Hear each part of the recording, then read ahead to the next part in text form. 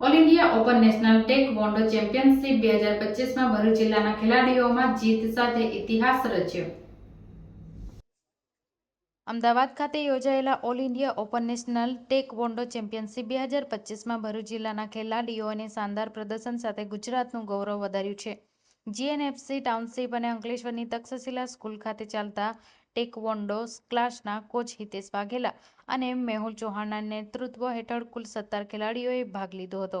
આ ખેલાડીઓએ વિવિધ કેટેગરીના ઉત્કૃષ્ટ પ્રદર્શન કરી કુલ 17 મેડલ હાંસલ કર્યા છે, જેમાંથી 11 medal gold medal, 5 silver medal અને 1 બ્રોન્ઝ મેડલનો સમાવેશ થાય છે.